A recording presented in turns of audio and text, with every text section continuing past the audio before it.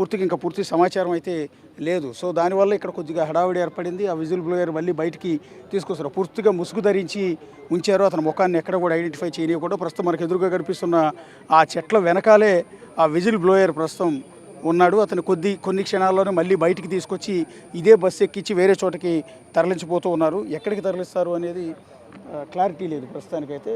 ఇక రెండోది, ఇప్పుడు విజిల్ బ్లోయర్కి కొంత థ్రెట్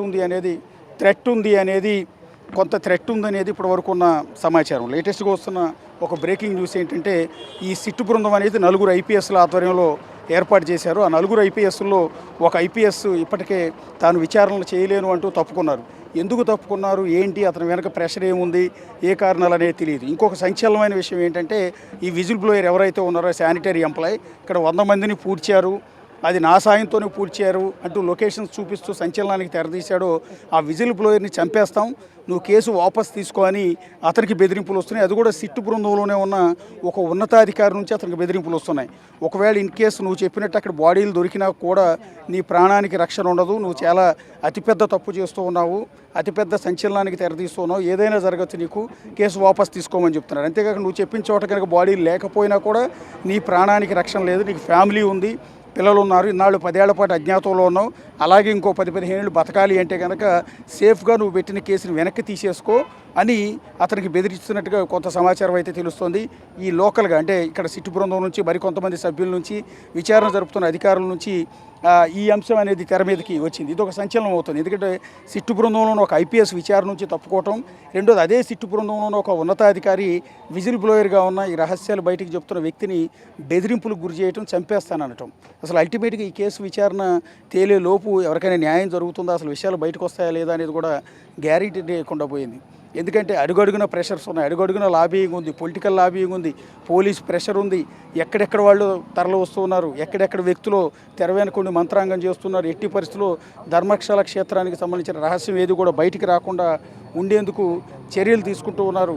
తమ స్థాయిలో ఒత్తిళ్లు తీసుకొస్తూ ఉన్నారు, పోలీసుల్ని కొనేసే పరిస్థితి ఉంది, మీడియాని బెదిరిస్తూ ఉన్నారు, ఎవరైనా దీని గురించి ప్రశ్నించిన యూనియన్ నాయకుల్ని చంపేస్తూ ఉన్నారు. సో ఇట్లా ఏది విధంగా చెప్పాలంటే ఒక్కటి కాదు, అన్ని రకాలుగా కూడా ఇక్కడ ఒక దారుణమైన పరిస్థితి ప్రస్తుతం మనకు కనిపిస్తుంది. సో ఇప్పుడు విజిల్ బ్లోయర్కి ఏం జరుగుతుంది అనేది చాలా టెన్షన్ వాతావరణం ఇక్కడ ఏర్పడుతుంది. ఎందుకంటే ఈ నిజాన్ని బయటపెట్టిన విజిల్ బ్లోయర్ని ఏకంగా నీకు చంపేస్తామని, నువ్వు కేసు వాపస్ తీసుకోమని బెదిరిస్తున్నారంటే, అది కూడా ఈ దశలో ఉండగా ఆల్రెడీ ఇప్పుడు 5 చోట్ల తవ్వకాలు జరిపారు అతను చూపించిన లొకేషన్స్లో, అండ్ ఇంకో చోట డెడ్ బాడీ కూడా దొరికింది అతను చెప్పినట్టుగా. సో ఇవాళ తవ్వకాలు జరుపుతున్న చోట చాలా కీలకంగా కాబోతోంది, మిస్టరీ వేడబోతోంది. అతను చెప్పినట్టుగా నిజంగా లొకేషన్స్లో డెడ్ బాడీ ఉందా లేదా అనేది వాళ్ళ క్లారిటీ రాబోతోంది. ఈ తరుణంలో అటువైపు నుంచి ఎవరైతే ఈ హత్యలకు పాల్పడ్డారనే ఆరోపణలు ఎదుర్కొంటున్నారో వాళ్ళ వైపు నుంచి, పోలీసు ఉన్నతాధికారుల నుంచి కూడా ఆ నిజాలు బయట పెట్టడానికి ప్రయత్నిస్తున్న విజిల్ బ్లోయర్కు ఈ రకమైన బెదిరింపులు రావడంతో అసలు ఈ కేసులో న్యాయం జరుగుతుందా లేదా అనేది. ఎందుకంటే 1979 నుంచి ఇప్పటి వరకు ఇక్కడ నేరాల పరంపర, దారుణాల పరంపర, అరాచకాల పరంపర కొనసాగుతూనే వస్తుంది. దీనికి అడ్డుకట్ట వేసేవాళ్ళు లేరు, ప్రశ్నించిన వాళ్ళందరినీ చంపేస్తున్నారు, ప్రశ్నించే ప్రతి గొంతుని నులిమేస్తూ ఉన్నారు.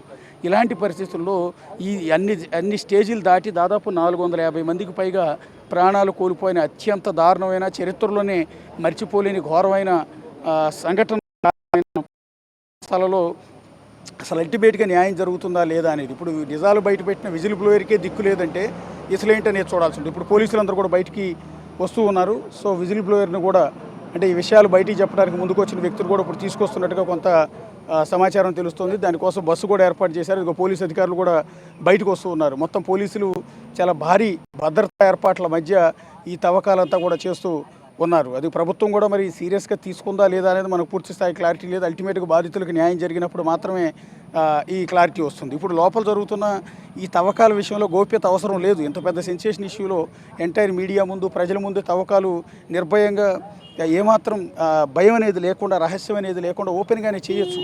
కానీ ఇంత పెద్ద పకడ్బందీ చర్యలు, ఆ రకంగా పరదాలు కట్టుకుని ఇంత బందోబస్తు అంటే అవసరమే, కానీ ఆ విధంగా గ్రీన్ పరదాలు కట్టుకుని లోపల దృశ్యాలు ఏమీ కూడా కనిపించకుండా, బయటికి తెలియకుండా ఎందుకింత గోప్యత పాటించాల్సిన అవసరం ఏంటి అనేది. ఒకవేళ నిజంగా లోపల అతను చెప్పినట్టుగా డెడ్ బాడీస్ ఉంటే, ఎముకలు, పుర్రెలు లాంటివి దొరికినా వాటిని ఆనవాళ్ళు లేకుండా చేస్తారేమోనన్న అనుమానాలు కూడా చాలామందికి ఉన్నాయి.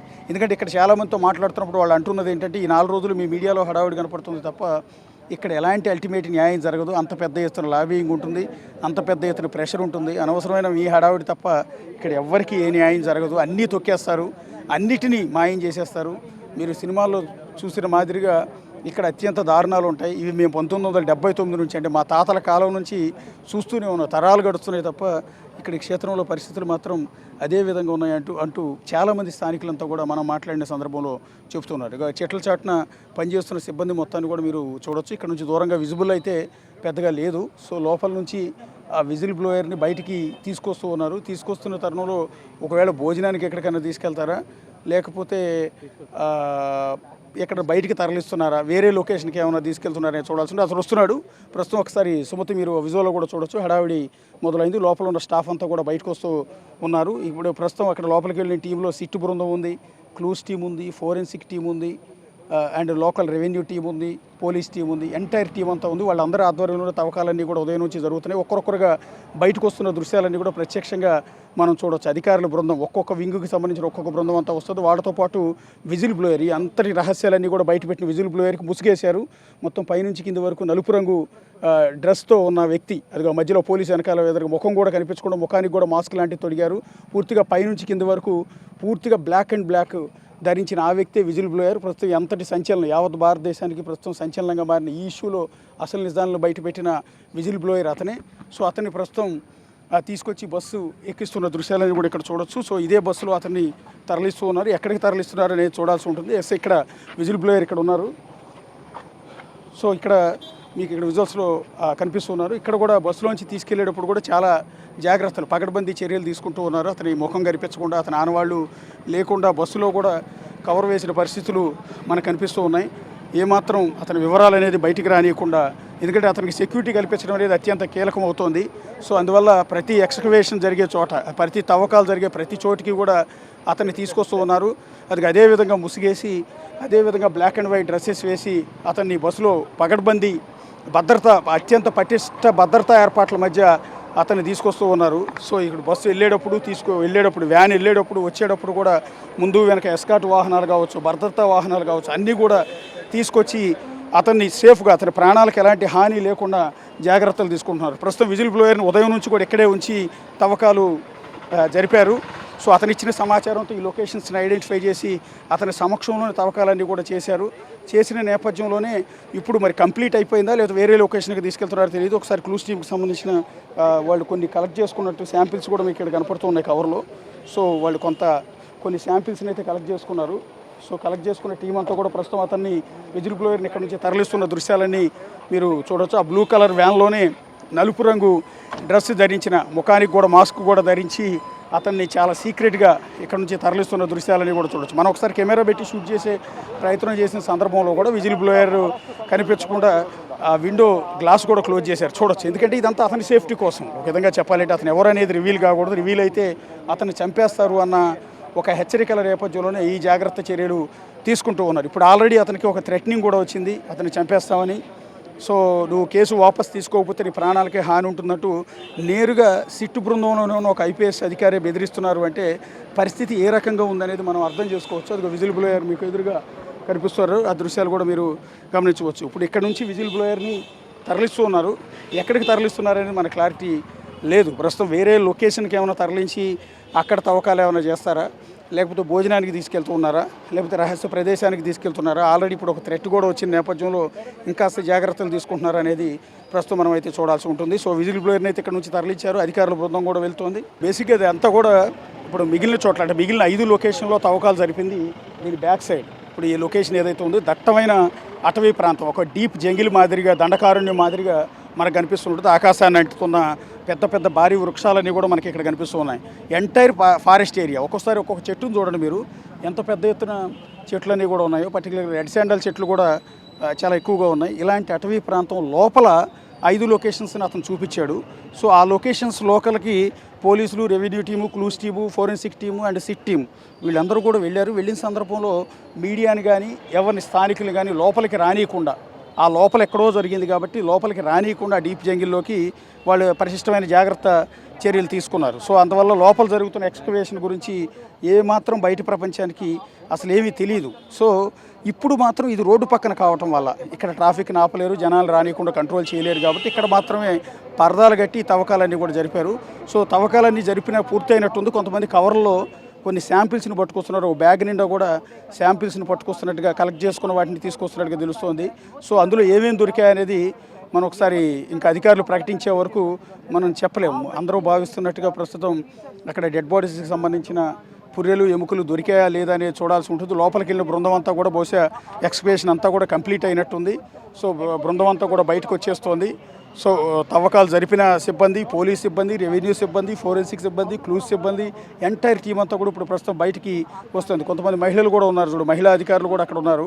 వారితో పాటు తవ్వకాలు జరిపిన వ్యక్తులు కొన్ని బ్యాగులు తగిలించుకున్నారు. ఆ బ్యాగుల్లో బహుశా ఈ కలెక్ట్ చేసుకున్న మెటీరియల్ అంతా కూడా, అది ఎముకలు కావచ్చు, పుర్రెలు కావచ్చు, వాటన్నింటిని కూడా స్వాధీనం చేసుకుని ఆ బ్యాగులు ఏమైనా తీసుకొస్తున్నారా అనేది చూడాల్సి ఉంటుంది. వాళ్ళైతే బ్యాగులు తగిలించుకుని ఆ చెట్ల చాటున ఉన్నారు. వాళ్ళు బయటకు వస్తే తప్ప దృశ్యాలు అనేవి తెలియదు.